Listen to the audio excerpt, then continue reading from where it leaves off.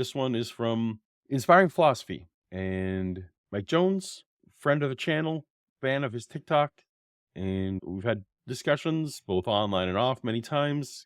Like the guy, but he and I will always disagree on the notion of divine hiddenness. So it caught my attention when he was on Pints with Aquinas discussing that very thing, divine hiddenness. Let's brace ourselves. What does Mike have to say about my favorite topic, or the topic about God, which influenced me the most?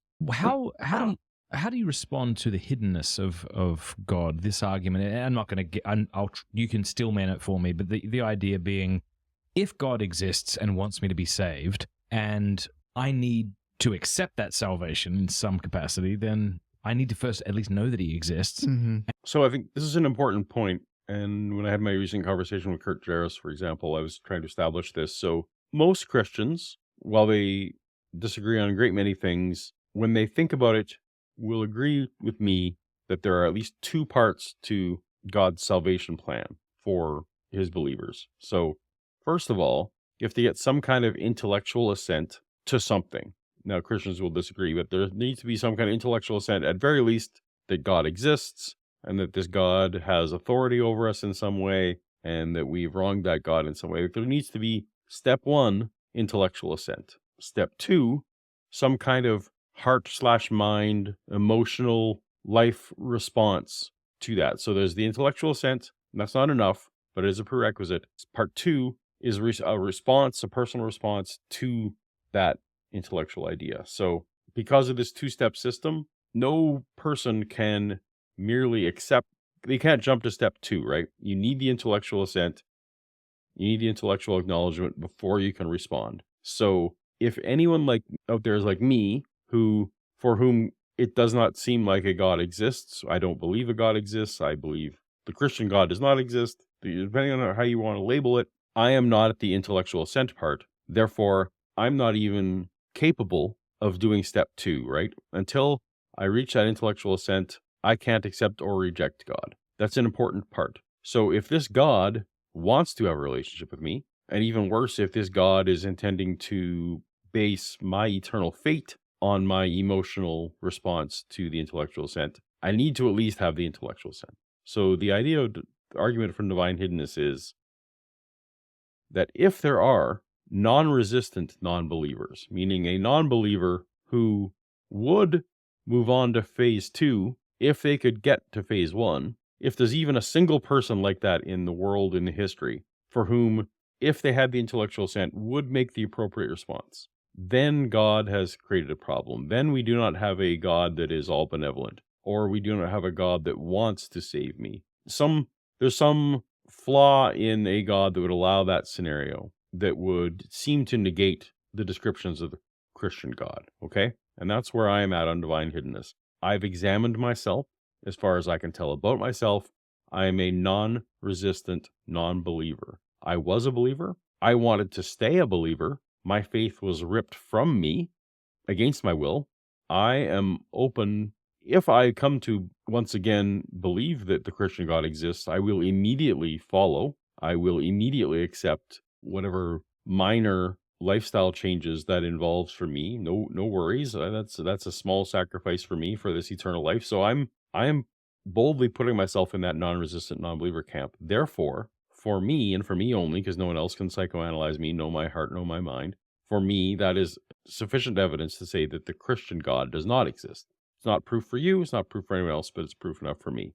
That's background. And yet there are atheists who really would believe in Jesus Christ and God if they could. Would they? I don't want to step on Mike's response there. Mike's response to that question was, would they? So the Pints from Aquinas host, whose name I unfortunately don't remember, laid out what I just laid out in a more succinct fashion. Mike said, would they? But look what's on the clip sponsored by Covenant Eyes. Just in case anyone doesn't know what Covenant Eyes is software that reports to other people, often your pastor or your spouse or your accountability partners of various sorts. If you look at the porn, if you're looking at websites or videos or apps that would be causing you to fall into sin, then the Covenant Eyes software, you basically install malware on your own on your own devices that has unremovable access to monitor all of your internet. And you do this voluntarily, and then it will report to a select group of people all the stuff you're doing. So that's neat. That's a real thing. I didn't realize that Covenant ISO was still going. It was a thing, I don't know, 10 years ago, that just from a software perspective, handing that much power over to some third-party software on your computer is a bad idea. I don't care about the ethics of the rest of it. It's just a bad idea. Anyhow, that's what Covenant Eyes is. But let's get back to Mike, who denies that such a person would even exist. I mean, Well, there's something we don't know how to. How could you can't answer you that? can't can answer you? that. Yeah. I mean, human psychology is so complex. When an atheist tells me, if you just gave me the evidence, I'd believe, I go, uh-huh. That's not how your brain works. That's not how we work as humans. That's just. So keep in mind, divine hiddenness is not about whether all people would choose to believe if they were given sufficient evidence. It's about, are there any or even one that would give the proper heart response, proper meaning what God would wish, if given enough evidence. What Mike seems to be doing is painting with a broad brush that, in general, people don't change their mind because of evidence.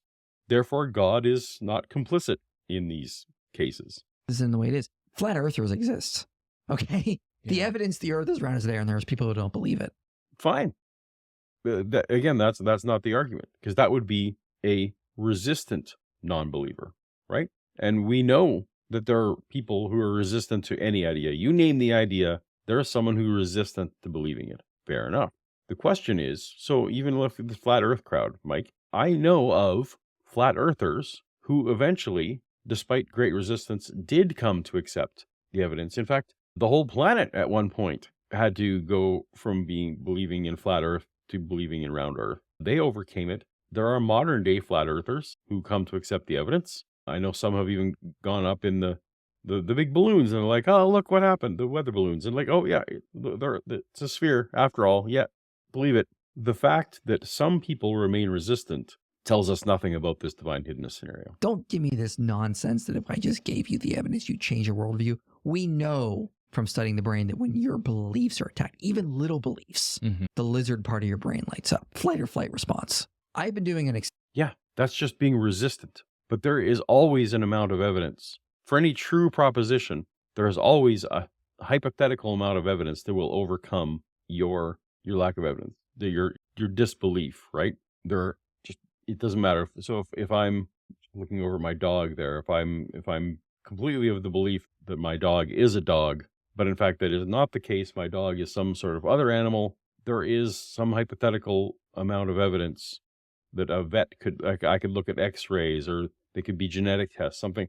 I could be convinced, despite the fact that's a very weird idea, that my dog isn't actually a canine, right? That there is an amount of evidence that can make someone believe a true proposition. Now, God is choosing not to provide that for everyone. I don't know why. I don't know why it's a two-step process.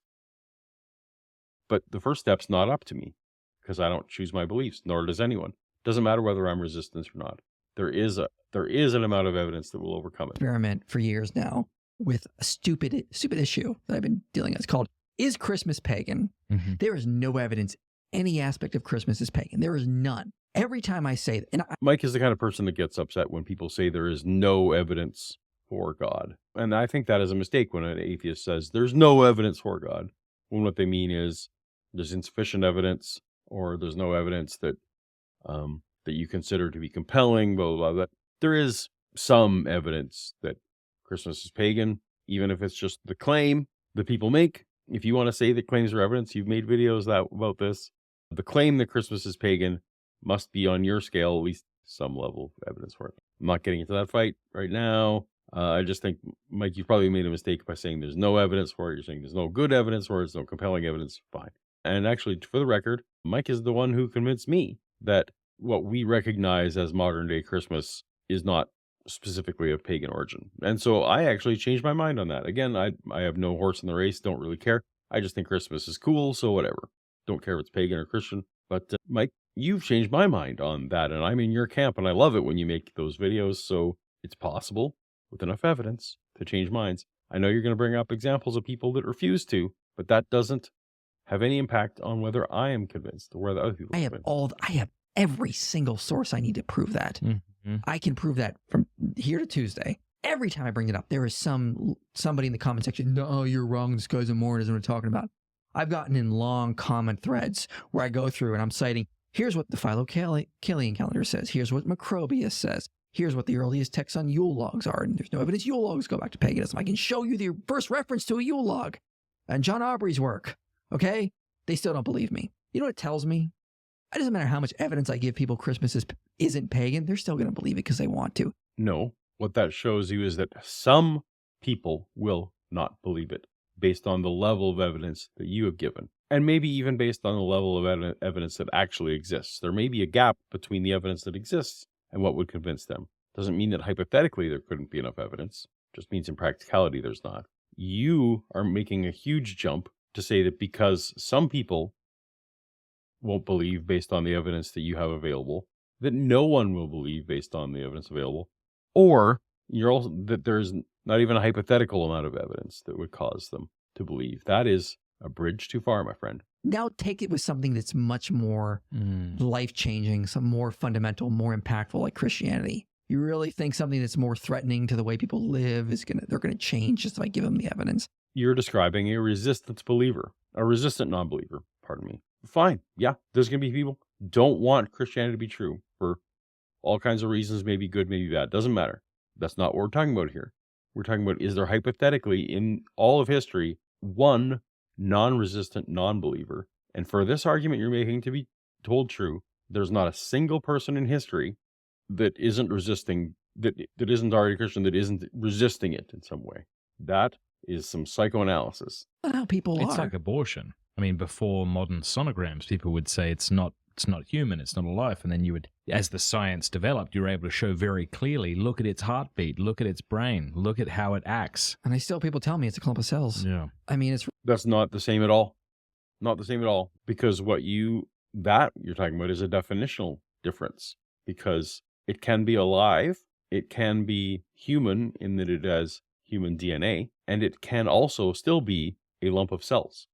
So those three things can all be true at the same time. You are imbuing the word human with more than that other person is. So you are having a definitional debate, my friend. You are not having a conflict of someone who accepts evidence and someone who doesn't.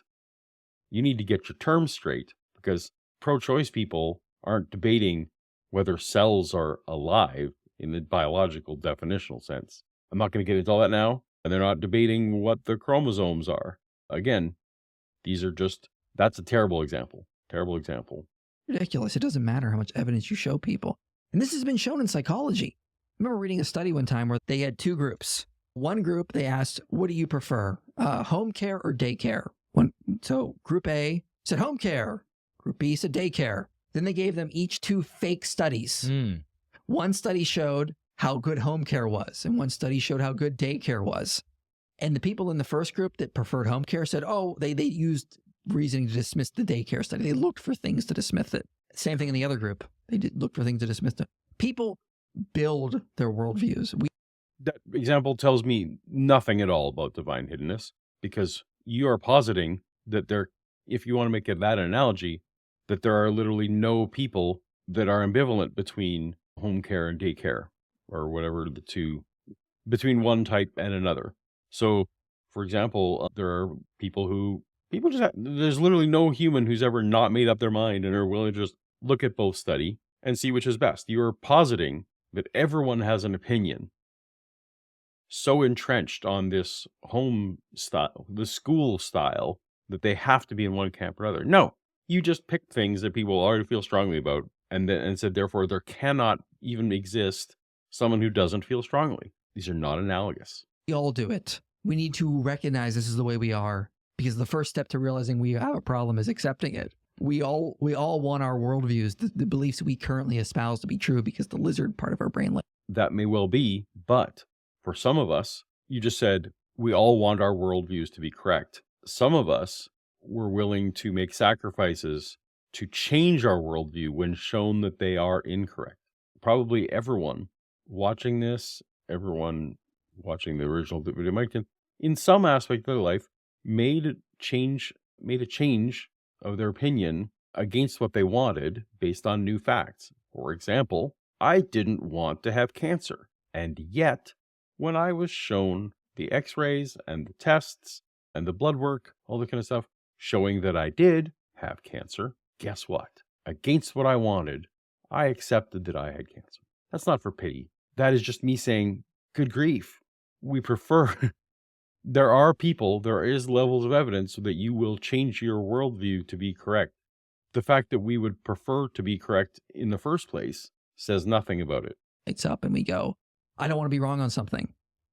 That's what I was telling myself when I took down my Exodus documentary and had to redo it. An hour-long documentary I uploaded. I was like, I cannot be given to my lizard brain. I know this is true about myself. I know I want it to be true, and I could... Okay, so Mike is literally describing a scenario where he desperately wanted to be right. He'd gone out publicly and put forth a documentary that contained what he later learned to be false information. He accepted that the information he was putting out was incorrect and took painful steps to correct it. So he's giving a counterexample to his own proposal. Easily make the evidence fit, but I know I got to do what's right. And that was hard. I mean, I literally cried. So, It doesn't matter that it's hard. The fact that it's hard doesn't make it impossible. The fact that it's hard just means that it's hard.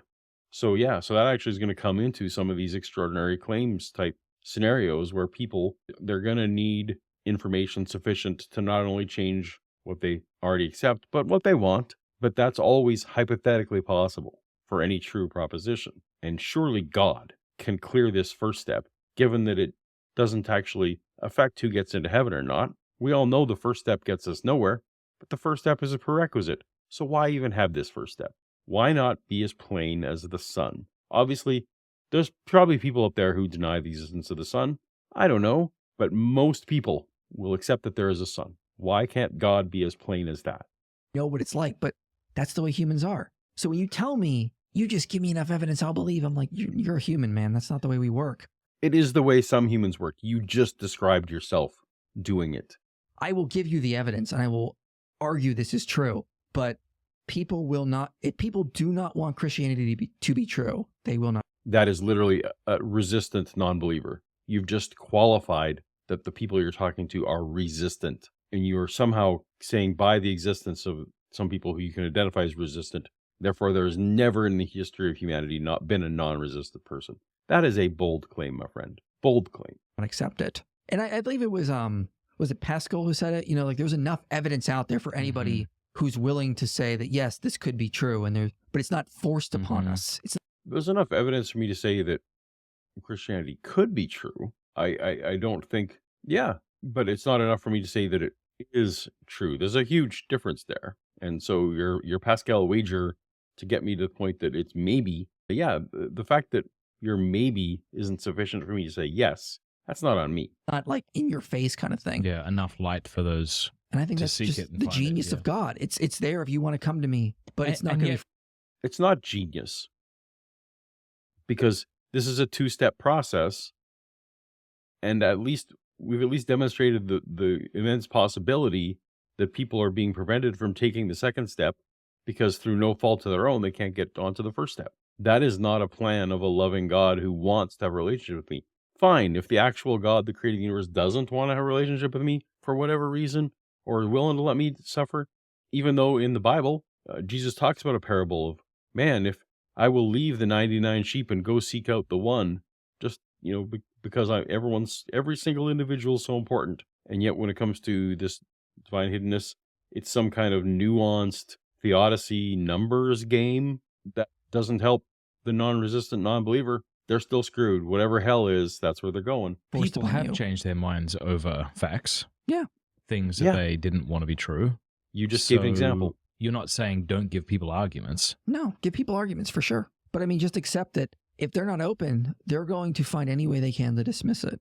Yeah, that's a resistant non-believer. Again, you can give a million examples of people who are resistant. That doesn't rule out the existence of a non-resistant non-believer, Mike. And I got to accept I may be doing that the same. Exactly. I was about to say that. It obviously cuts both ways. There are Christians who might say, give me the evidence and I'll become an atheist. And you'd say exactly the same thing, presumably. Yeah. And you know what? Yeah, and the existence of such people, I know people like that who've There's a person in my life who literally has begged me not to give them evidence against God because they are afraid that they will stop being Christian. So I honor that. That's fine. That person is a resistant believer, right? But I'm not walking around saying because there's a handful of people resistantly believing that there's no such thing as a Christian who can stop believing, because I was one. I wanted to keep believing. I'm a theistic evolutionist. And you know what happened was an atheist online said, Don't tell Mike Winger about this. We covered that earlier. He doesn't believe you. If you were to, could you just look at this a little more objectively? The same thing earlier, a few years ago, a Christian told me to do with the Gospels. And I was like, oh, that hit me hard. And I was like, all right, I will. So I read Jerry Coyne. I read some, and I'm like, you know what? I guess I'm convinced. And this is just the way it is. So wait, Mike, you described something that you didn't want to be true. You didn't want evolution to be true. You were actively resistant to it, but you went and you sought the information, and the information was sufficient to overcome your resistance to it, and you ultimately accepted it. You've given your own counterexample. I didn't need any of my examples. You, Mike, are the example of these exceptions. Even if they're rare exceptions, they exist. Now, point that back to the whole eternal soul fate question. I don't see how you can insist that there's no one like you, that you're a special snowflake, that only you are open to evidence.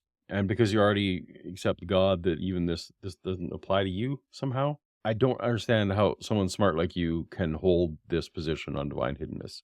Maybe you'll have to explain it to me where I'm missing it, because I don't see it. And Christians today still attack me for it. So Maybe I'm resistantly holding on to my non-resistant non-belief. you denied evolution and then changed your mind on it. I see. Yeah. And yet, every time I got to change my worldview, it hurts. It hurts my brain. Yeah, it hurts, but that doesn't mean you don't do it. And that doesn't mean it's impossible. I don't want to accept I'm wrong on something. The video I'm taking, I'll take it down. I just keep delaying it because I hate myself for being wrong on something. But I'm going to redo it in June, and I just hate the fact that I was wrong on something. But I mean, here's another thing I got to fix. And yet, clearly, God's existence could be more evident. Could be. Good question. Isn't. And that's not a problem because the earth is round and people still don't believe it. Look.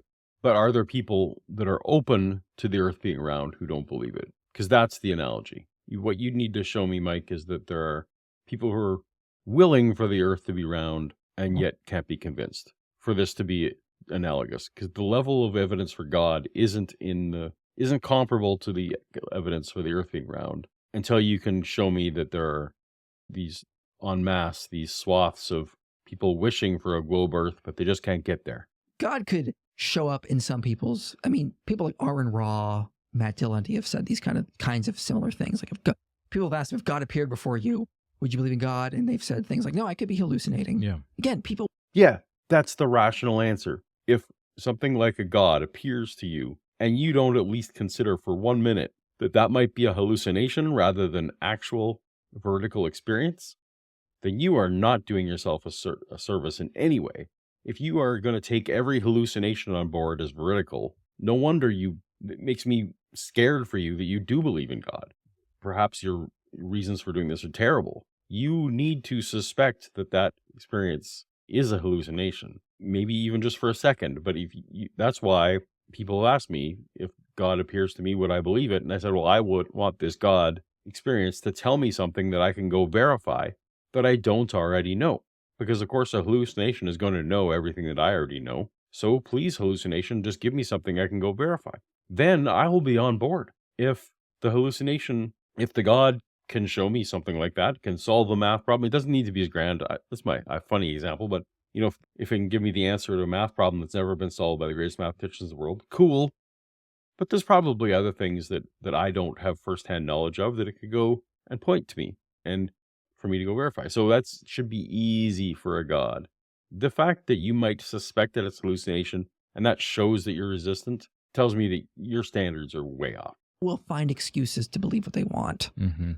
That's not an excuse. It's not an excuse to want to have the most base level verification. That's just bare minimum skepticism. I think, and some people will say, they'll say, no, if God did appear, I would believe. And I'm like, you might. That might be just another way. If I might, then that grants that there is a non-resistant non-believer, and everything you've just said doesn't matter. for you to tell yourself these relaxing things. Could be, could not be. This could just be a way of you, trying to feel comfortable with yourself and not feel like you're, doing this. You're just pretending to be intellectually honest. You're not really. Mike knows that I'm not really being intellectually honest. I'm just placating myself with platitudes, right? That's the psychoanalysis that's going on. But then what advice would you give to the person who says, if there's arguments, I do want to change my mind? Presumably it's not, no, you wouldn't. So what? The advice I give is this in talking to the person: accept that you won't.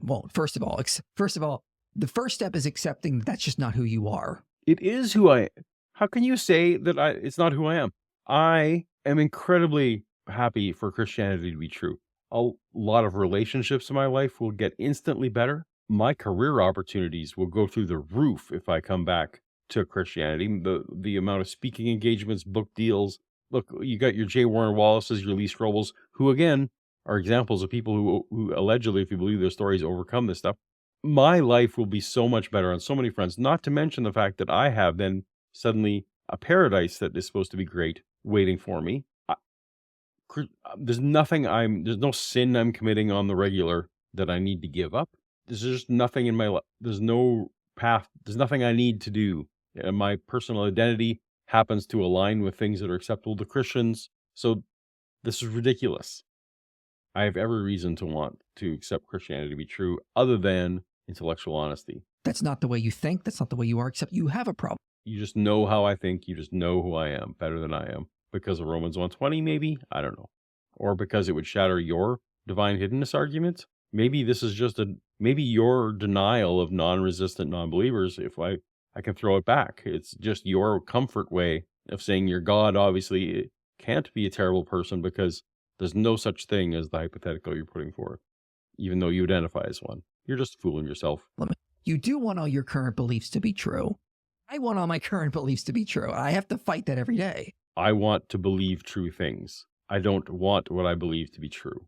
And I hope I'm getting better. I may not be. I hope, though. So just accept, first of all, that's not the way you think. And then try very, very hard. I mean, like very hard to just study the evidence objectively. Look at the Gospels, the principle of charity. Which I have done. Look at the evidence for the resurrection. I recommend Mike Lacona's book and the which I have read. Methodology he uses on. And interviewed him. The resurrection. So he says, look, a theory to explain historical facts has got to have explanatory scope, explanatory power, plausibility.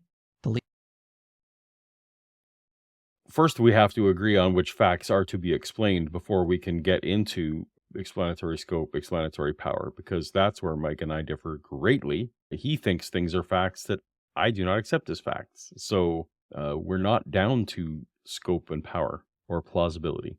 Least ad hoc, provide illumination. The resurrection theory has all of that. It is the least ad hoc. It is the most plausible. It explains all the facts. It is absolutely not most plausible if you have not already established that the supernatural exists. It is absolutely, it adds extra assumptions that a naturalistic explanation doesn't need. Naturalistic explanation doesn't need a God that works in the world in a way specifically to this Jewish carpenter.